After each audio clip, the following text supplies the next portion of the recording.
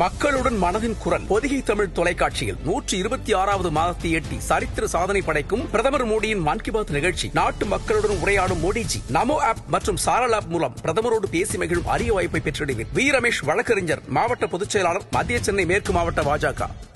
அடமானத்தில் இருக்கும் தங்க நகையை மீட்டு மார்க்கெட் விலையில் உடனடியாக விற்க சிறந்த வழி பிரைம் கோல்ட் ஹப். தொடர்புக்கு 9840551787.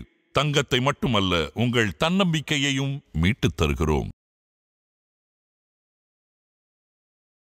தாவேகா பிரச்சார கூட்டம், விஜயனுடைய பிரச்சார கூட்டம் பல முரண்கள் அடங்கியிருக்குன்னு நம்மளே கூட பல முறை பேசியிருக்கிறோம். சொல்ற நேரத்துக்கு அவர் அந்த ஸ்பாட்டுக்கு வர்றதில்ல.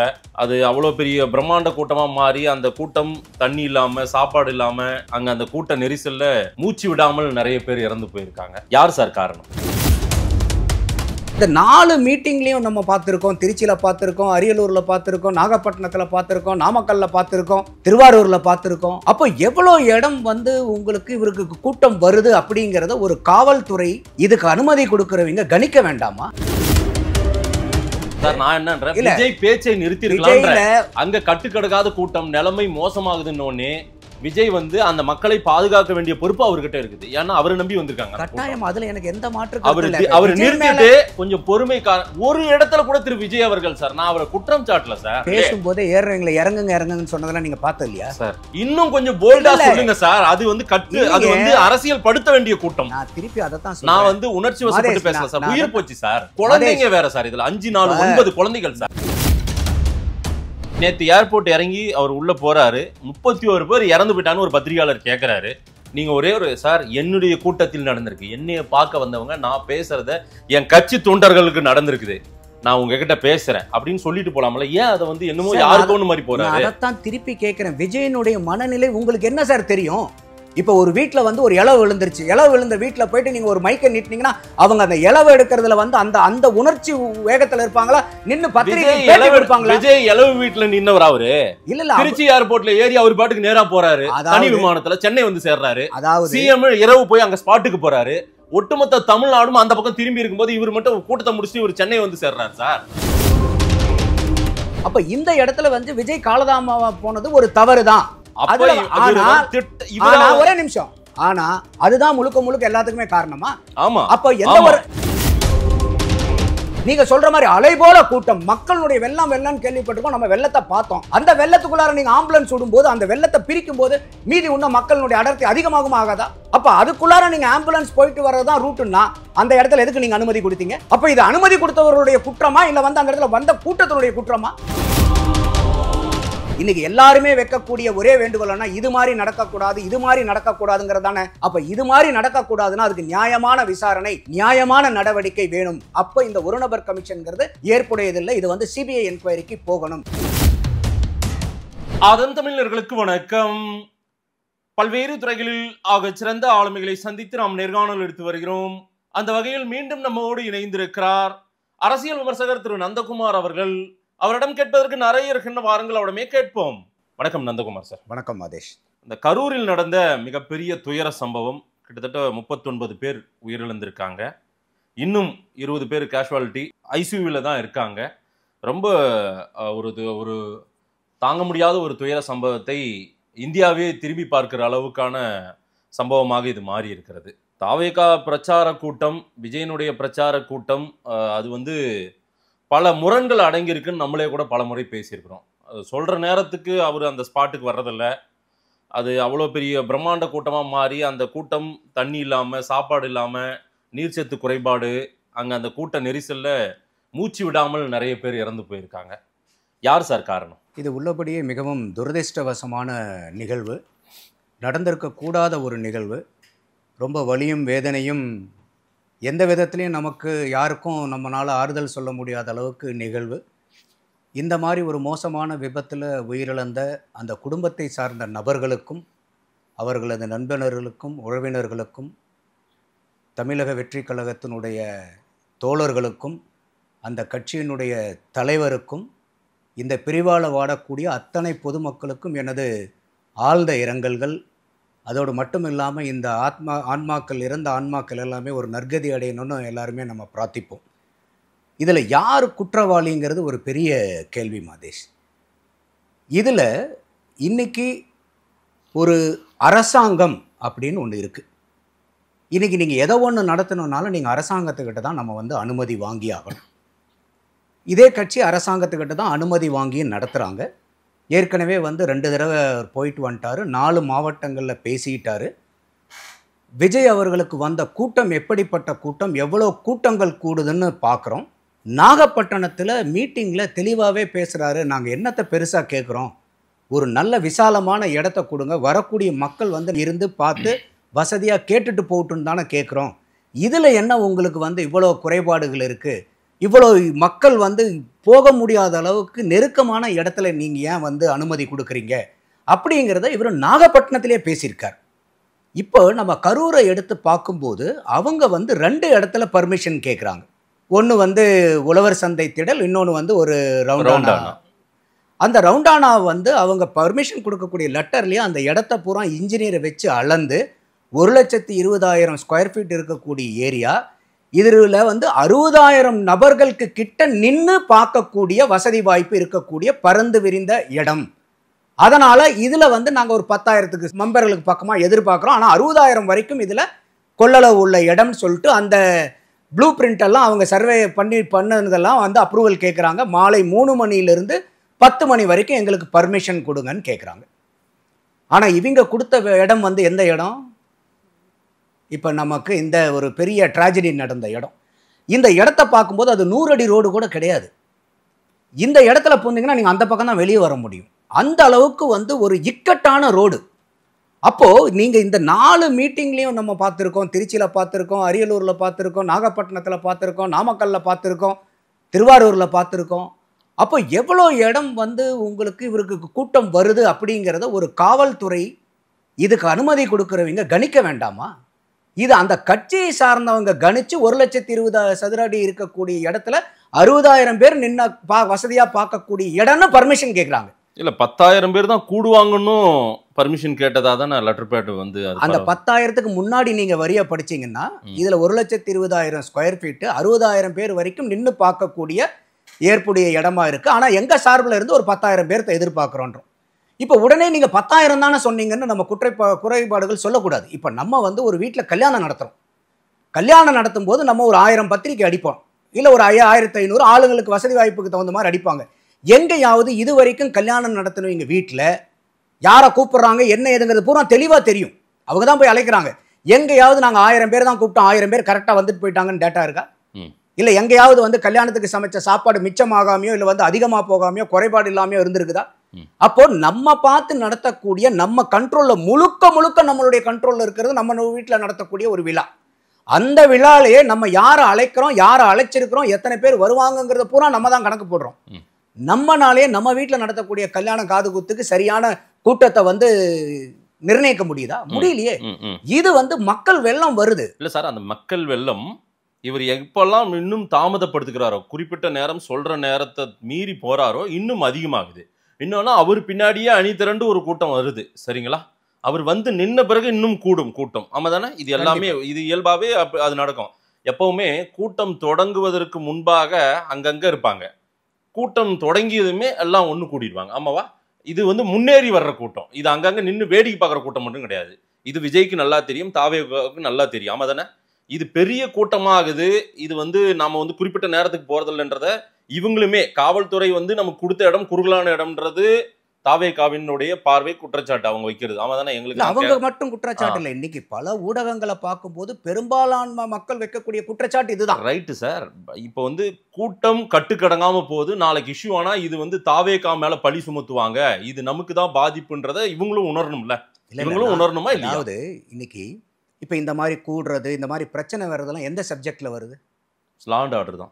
லா அண்ட் ஆர்டருக்கு யார் இன்சார்ஜ்? தமிழக காவல்துறை தான். தமிழக காவல்துறையை வச்சிருக்கக்கூடியவர் யாரு? சிஎம் தான். அப்போ லா அண்ட் ஆர்டர் காப்பாற்ற வேண்டியது தமிழக அரசாங்கமும் காவல்துறையும் தானே. உங்களுக்கு தான் அதை விட்டுட்டு நீங்க விஜய் மேல பழி சொல்றது எந்த தான் நிறைய நியாயம்? நிபந்தனை போடுறாங்க, எங்களுக்கு கட்டுப்பாடு, எங்க மைக்க பிடிங்கி விட்டுறாங்கன்றாரு. அவர் ஒயர்லெஸ் மைக் யூஸ் பண்றாரு. அவங்க பஸ்ல மைக் வேலை செய்யலனா கூட அதுக்கு சிஎம் தான் பொறுப்பு. சிஎம் சார் மைக் ஒயரையா சார் பிடிங்கி வர்றீங்கன்றாரு. இல்லைங்க, விஜய் வைக்கிறது குற்றச்சாட்டாவே இருக்கட்டும், பொய் குற்றச்சாட்டா கூட இருக்கட்டும். அப்போ விஜய் வந்து ஒரு பொய் குற்றச்சாட்டு சொல்றாருங்கிறதுக்காக காவல்துறை வந்து லா அண்ட் ஆர்டர் விட்டுறலாமா அப்படியே? சார் அவங்க வந்து அந்த கூட்டம் தொடங்கும் போது விஜய் பேச ஆரம்பிக்கும் போதே சில இடங்கள்ல தடியடி காட்சிகள்லாம் நடக்குது. அவங்களாலையும் அவங்க அங்க இருக்காங்க, ஹேண்டில் பண்றாங்க. காவல்துறையே இல்லாதது போல நம்ம வந்து ஒரு தோற்றம் அளிக்க கூடாது. சார் நான் காவல்துறை தரப்பு கிட்ட விசாரிச்சேன் சார், கரூர் மாவட்ட காவல்துறை கிட்ட விசாரிச்சேன். அவங்க சொல்றாங்க சார், சொன்ன டைம், இவருக்கு சொன்ன டைம் என்ன, இவர் வந்த டைம் என்ன, ஒண்ணு. இதை வந்து பொறுப்பு டிஜிபி திரு வெங்கட்ராமன் அவர்களும் நேற்று இரவு பத்திரிகையாளர் சந்திப்புல கேட்கிறாரு. இன்னொன்னு, நேற்று மதியம் 1 மணிக்கு பிறகாக, அதாவது அவரு நாமக்கல்ல பேசி முடித்த பிறகாக விரைந்து வாங்க, கூட்டம் அதிகரிக்குது, இங்க வந்து நிலைமை வந்து கட்டுக்கடங்காம இருக்குன்றத தகவல் கொடுத்துட்டேதாக இருந்ததாக சொல்றாங்க. அதனாலதான் நான் இந்த இடத்துக்கு வந்து சேர்ந்ததுக்கு காரணமும் வந்து காவல்துறையின் நன்றி சொல்றாரு விஜய். அந்த அதைத்தான் இப்ப சொல்ல வரேன். இப்ப நீங்க சொல்ல வேண்டியது இல்லை. விஜயே என்ன சொல்றாரு, ஆரம்பிக்கும் போதே அவர் சொல்றாரு காவல்துறைக்கு நன்றி, அவங்க இல்லைன்னா நான் வந்து அந்த பிரிட்ஜ் கிட்ட பைபாஸ்ல இருந்து இந்த இடத்துக்கே நான் வந்திருக்க முடியாது, காவல்துறைக்கு நன்றின்னு சொல்றாரு. ஏன்னா விஜய வந்து அங்கிருந்து கூட்டிட்டு வந்தது காவல்துறை. ஆனா வெளியே இங்க எந்த அளவுக்கு மக்களுக்கு பாதுகாப்பு இருக்குதான்னு விஜய்க்கு தெரியுமா, பஸ்ல இருக்கிற விஜய்க்கு? அதனாலதான் அந்த பேச்சை முடிக்கும் போது சொல்றாரு, மக்கள் எல்லாம் பாதுகாப்பா இருக்கீங்களா? இல்ல காவல்துறை பாதுகாப்பா இல்லன்னு விஜய்க்கு தெரியும் சார். நீங்க லைவ் பாத்தீங்களா? இல்ல நான் பார்த்தேன். இல்ல நானும் பாத்துக்கிட்டு தான் இருந்தேன். அதாவது வந்து நான் என்னன்றேன், விஜய் பேச்சை நிறுத்தி இருக்கலாம். அங்க கட்டுக்கடங்காத கூட்டம், நிலைமை மோசமாகுதுன்னு விஜய் வந்து அந்த மக்களை பாதுகாக்க வேண்டிய பொறுப்பு அவர்கிட்ட இருக்குது. ஏன்னா அவரை நம்பி வந்திருக்காங்க. கட்டாயம், அதுல எனக்கு எந்த மாற்று அவர் நிறுத்திட்டு கொஞ்சம் பொறுமை. ஒரு இடத்துல கூட திரு விஜய் அவர்கள் சார், நான் அவரை குற்றம் சாட்டல சார், திரு விஜய் அவர்கள் உண்மையிலேயே அவர் வந்து ஹேண்டில் பண்ணா சரியா ஹேண்டில் பண்ணலாம். அறிக்கை தான் கொடுக்குறீங்க. அப்ப காவல்துறை 13-15 நிபந்தனை போடுதுன்னா நீங்க ஒரு 10 நிபந்தனை போடுறீங்க. மரத்து மேல ஏறாத, கம்பத்துல ஏறாத, ஒழுங்கா நடந்துக்கோ, ஒழுக்கமா நடந்துக்கோன்னு நீங்க அறிக்கை கொடுக்குறீங்க. விஜய மைக் பிடிச்சு பேசும்போது கொஞ்சம் கட்டுப்பாடா நாம இருக்கணும், நாம வந்து ஒரு முதன்மை சக்தி, நம்ம பிரைமரி ஃபோர்ஸ், நம்ம வந்து ஒழுக்கமா நடந்துக்கணும், நம்ம கட்டுப்பாடா இருக்கணும், நம்மளை எல்லாரும் பார்த்துட்டு இருக்காங்க, நீங்க எனக்கு ஒத்துழைப்பு கொடுக்கணும், நீங்க ஏதேனும் தவறு செய்தாலும் அது என்னுடைய தவறா மாறும் அப்படின்னு விஜய் பேசினால் என்ன தப்பு? ஏன் பேசிட்டு போங்களா? விஜய் பேசும்போதே ஏறுறவங்களை இறங்குங்க இறங்குங்கன்னு சொன்னதெல்லாம் நீங்க பார்த்தது இல்லையா சார்? இன்னும் கொஞ்சம் போல்டா சொல்லுங்க சார். அது வந்து அது வந்து அரசியல் படுத்த வேண்டிய கூட்டம். நான் திருப்பி அதைத்தான் நான் வந்து உணர்ச்சி வசப்பட்டு பேசல சார். உயிர் போச்சு சார். குழந்தைங்க வேற சார். இதுல 5, 4, 9 குழந்தைகள் சார். நல்லா யோசிங்க. உங்களுக்கு இவ்வளவு மனவேதனை இருக்கும்போது அந்த கட்சியை சார்ந்த நபர்கள், விஜய பார்க்கணும்னு வந்த நபர்கள் 39 பேர் இறந்திருக்காங்க போது விஜயனுடைய மனநிலை எப்படி இருக்கும்? உங்களுக்கு இவ்வளவு ஆதங்கம் இருக்கும்போது, உங்களுக்கு இவ்வளவு உணர்வு வயப்படும் போது விஜய்க்கு அந்த உணர்வு வயம் இருக்காது. எவ்வளவு அவர் சொல்லனா துயரத்துல இருக்க மாட்டாரு. நிச்சயமா நான் ஒத்துக்கிறேன். அப்போ நீங்க பாதிக்கப்பட்ட நபரையே பார்த்து நீங்க புண்ண நோன்ற மாதிரி நோண்ட கூடாது இல்லையா? இந்த நேரத்துல நேத்துக்கு ஏர்போர்ட் இறங்கி போகும்போது இருக்கணும். நேத்து ஏர்போர்ட் இறங்கி அவர் உள்ள போறாரு, 31 பேர் இறந்து போயிட்டான்னு ஒரு பத்திரிகையாளர் கேக்குறாரு.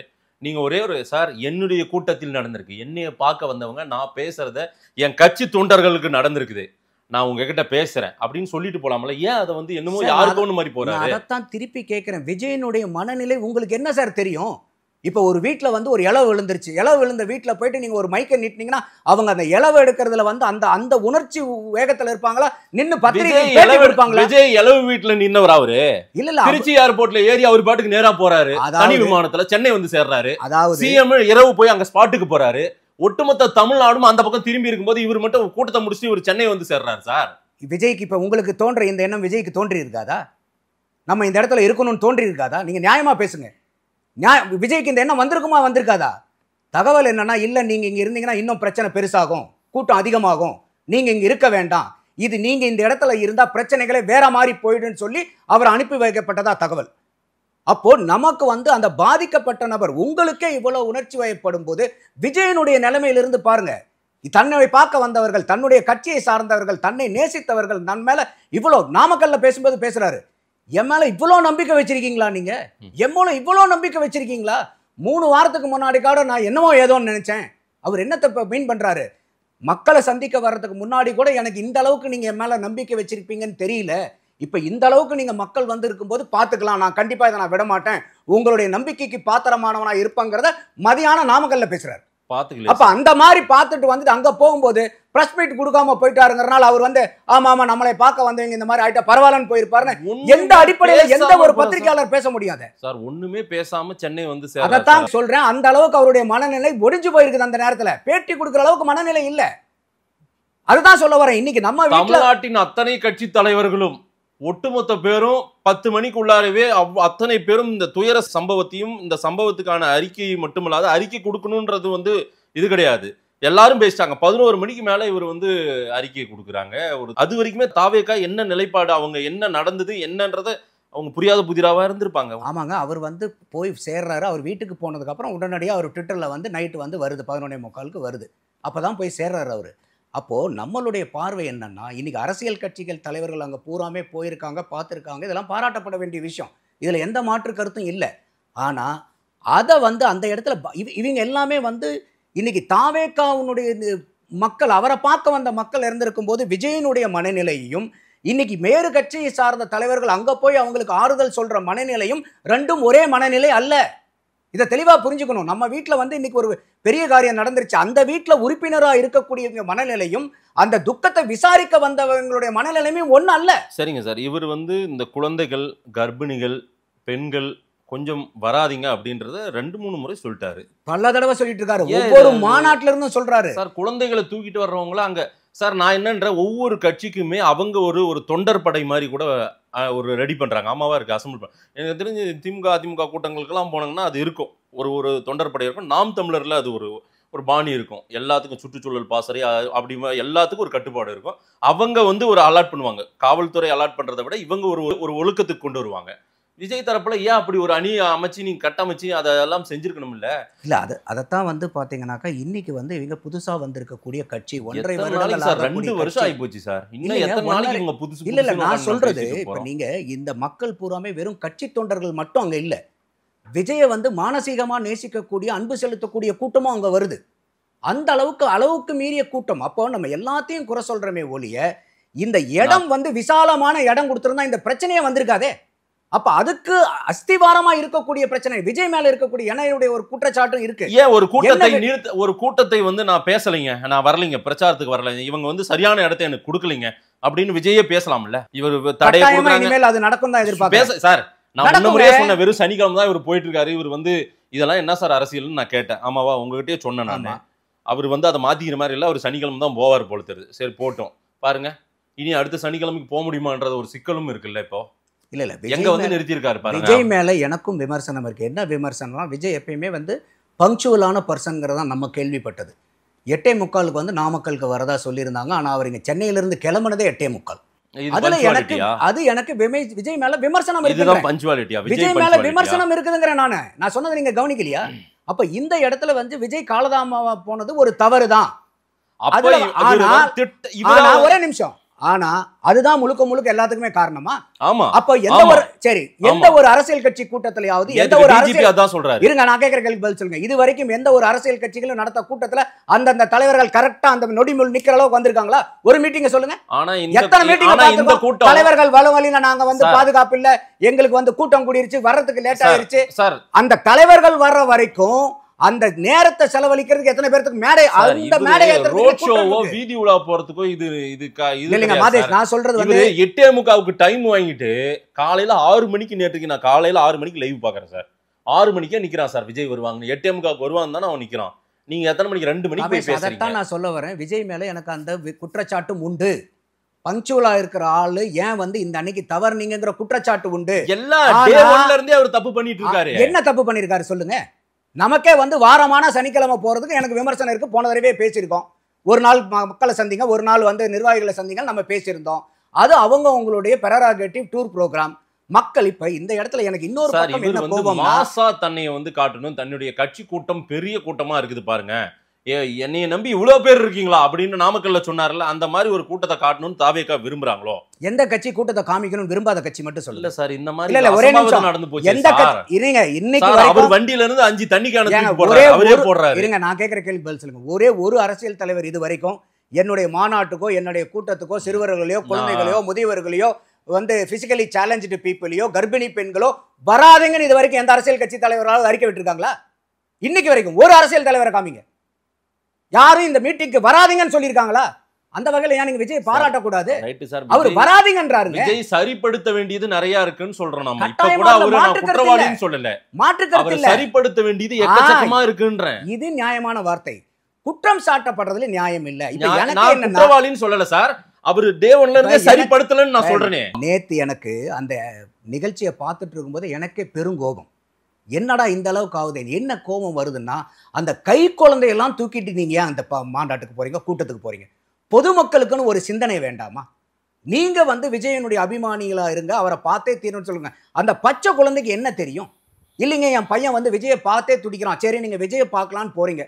அந்த அளவுக்கு கட்டுக்கடங்காத கூட்டம் இருக்கும்போது நமக்கு புத்தி வேலை செய்ய வேண்டாமா? இந்த கூட்டத்துல குழந்தைங்களை கூட்டிட்டு போக கூடாது, நமக்கு பாதுகாப்பு இருக்காதுன்னு வீட்டுக்கு போகணுமா இல்லையா?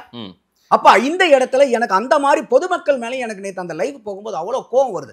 ஒரு பக்கம் நமக்கு வந்து ஆதங்கம், பரிதாபம், இரக்க உணர்வு வந்தாலும் இன்னொரு பக்கம் கோபம் வருது. ஐயோ இப்படி போய் அநியாயமா நீங்க குழந்தைங்களெல்லாம் கூட்டிட்டு போறீங்களே, முதியவர்கள் எல்லாம் இருக்காங்களே. அப்போ இந்த இடத்துல ஒரு தனி மனிதனாவும் நம்ம வந்து சிந்திக்க வேண்டாமா? அந்த இடத்துல சார் அவர் பேச்சை முடிக்கும் போது 9 வயசு குழந்தை ஒண்ணு மிஸ் ஆகுதுன்னு அவரே பேர் சொல்லி சொல்றாரு. ஆதவர்ஜுனா வந்து சொல்றாரு, அவரே சொல்றாரு.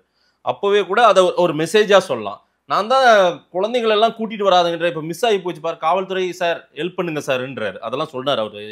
இதையெல்லாம் அவரே அங்கேயே ஒரு மெசேஜா கூட சொல்லலாம். இதெல்லாம் ஏன் தவிர்க்கிறாரு எனக்கு ஒண்ணுமே புரியல. நீங்க பக்கம் பக்கமா அறிக்கையை விடுறாங்கங்க.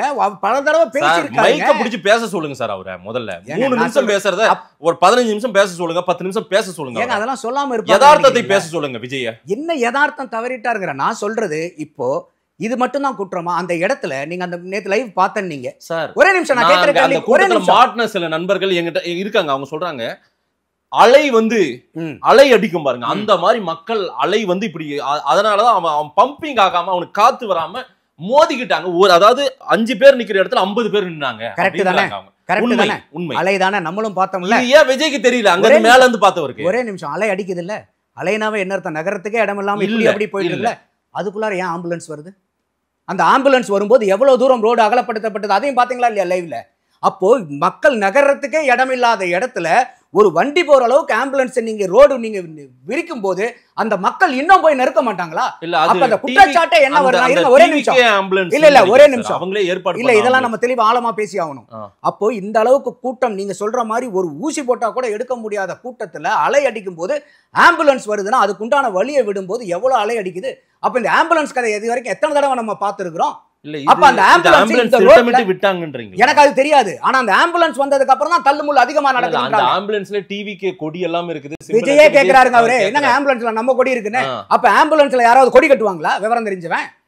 அப்ப இது வந்து விஜய் கட்சிக்காரங்க தான் கொடி கட்டினாங்க, நீங்க எப்படி நம்புறீங்க? இல்ல அவங்க ஆம்புலன்ஸ் ஏற்பாடு பண்றாங்க. டிவிக்கு அவங்க தான் சொல்றாங்களே. சிவகங்கை மாவட்ட செயலாளர் திரு டாக்டர் பிரபு வந்து அவர் வந்து பண்ணிருக்காங்க. அவங்களே சொல்றாங்க 10 ஆம்புலன்ஸ் கட்சி சார்பாக வச்சிருக்காங்க. கட்சி கொடி கட்டி வச்சிருக்கலாம் அவங்க. அந்த அவங்களுக்கு அடிப்படை தெரியாதா? அப்ப இந்த டிவிகேவனுடைய கட்சி கொடி கட்டப்பட்ட ஆம்புலன்ஸ் டிவிகேவனுடைய ஆம்புலன்ஸ் நீங்க எப்படி எடுத்துக்கிறீங்க? அப்போ அந்த ஆம்புலன்ஸ் வரதுக்கு அவ்வளவு வழி விடும் போது அந்த கூட்ட நெரிசல் என்ன ஆகும்? அப்போ இந்த ஆம்புலன்ஸ் போறதுக்கு உண்டான ரூட்ல நீங்க ஏன் அவ்வளவு குறுகலான ரூட்? ஏற்கனவே நீங்க சொல்ற மாதிரி அலை போல கூட்டம், மக்களுடைய வெள்ளம் கேள்விப்பட்டிருக்கோம். நம்ம வெள்ளத்தை பார்த்தோம். அந்த வெள்ளத்துக்குள்ளார நீங்க ஆம்புலன்ஸ் விடும்போது அந்த வெள்ளத்தை பிரிக்கும் போது மீதி உள்ள மக்களுடைய அடர்த்தி அதிகமாகும் ஆகாதா? அப்ப அதுக்குள்ளார நீங்க ஆம்புலன்ஸ் போயிட்டு வர்றதுதான் ரூட்டுன்னா அந்த இடத்துல எதுக்கு நீங்க அனுமதி கொடுத்தீங்க? அப்ப இது அனுமதி கொடுத்தவருடைய குற்றமா இல்ல வந்து அந்த இடத்துல வந்த கூட்டத்தினுடைய குற்றமா? அப்ப அவங்க அதனாலதான் தெளிவா கேட்கறாங்க. தாவேக்கால இருந்து அவங்க என்ன கேட்கறாங்க? எங்களுக்கு வேற இடம் கொடுங்கன்னு கேட்டிருக்காங்களா இல்லையா? அவங்க இந்த இடத்த சூஸ் பண்ணி எங்களுக்கு இங்க கொடுங்கன்னு கேட்டிருந்தா பரவாயில்ல. அப்போ குற்றம் ஒரு பக்கம் இருக்குது, பழிய பூரா இன்னொரு பக்கம் போயிட்டீங்கன்னா என்ன அர்த்தம் அது? அப்ப அந்த ஆம்புலன்ஸ் இருங்க, இடம் கேட்ட இடத்த கொடுக்கல ஆம்புலன்ஸ், அதுக்கப்புறம் கரண்ட் கட் ஆகுது. நீங்க அந்த மக்களுடைய பேட்டியெல்லாம் பாத்தீங்களா நியூஸ்ல?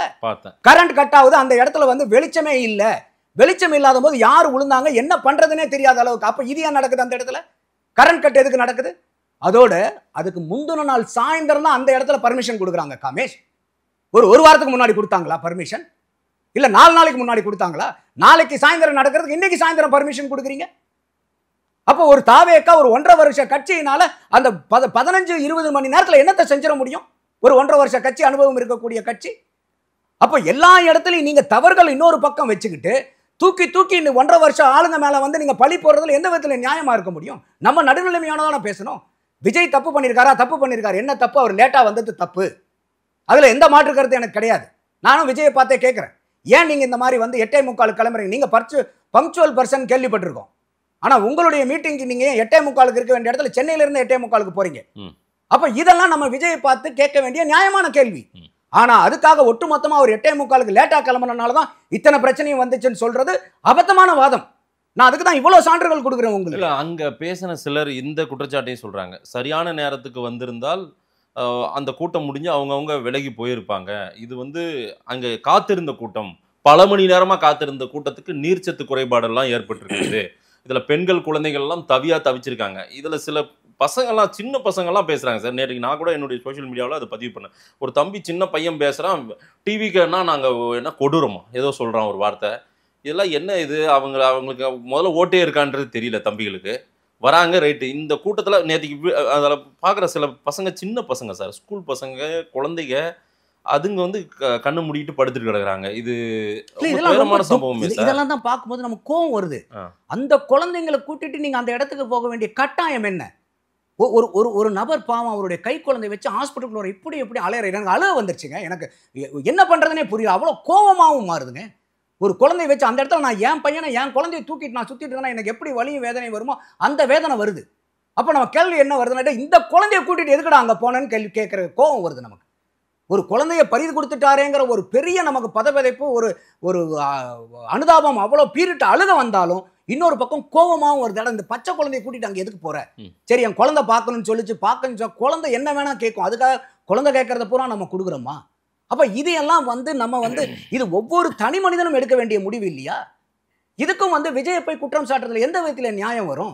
இப்ப என் பையன் என்ன, நான் என் கை குழந்தை எங்க தூக்கிட்டு போக கூடாதுங்கிற அடிப்படை அறிவு எனக்கு இருக்காதா? இருக்கணுமா இருக்காதா மாதேஷ்?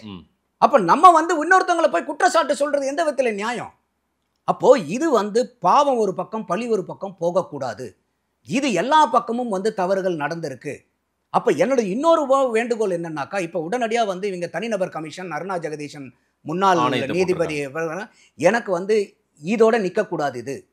இது வந்து சிபிஐ என்கொயரி வரைக்கும் போகணும். என்னையை பொறுத்த வரைக்கும் இன்னைக்கு அனைத்து அரசியல் கட்சிகளும், விஜய் அவர்களுக்கும் நான் வேண்டுகோள் வைக்கிறது, உங்களுடைய கட்சி சார்பாகவும் இதுக்கு நீங்க வேண்டுகோள் வைங்க. எந்த இடத்துல வச்சா உங்களுக்கு சிபிஐ விசாரணைக்கு அனுமதி கிடைக்குமோ அந்த மாதிரி சிபிஐ விசாரணைக்கு அழுத்தம் கொடுங்க. ஏன்னா இது தூத்துக்குடி துப்பாக்கி சூட்ல வந்து இதே அருணா ஜெகதீசன் அவர்களுடைய தலைமையில் தனிநபர் கமிஷன் அனுப்பிச்சாங்க. அதுக்கு வந்து 5,60,00,000 ரூபாய் வரைக்கும் செலவாச்சு. அதுல ஒரு 27 ஆபீசர்கள் மேல வந்து குற்றம் சாட்டப்பட்டிருந்தாங்க. அதுல 21 நடவடிக்கை எடுத்தாங்க.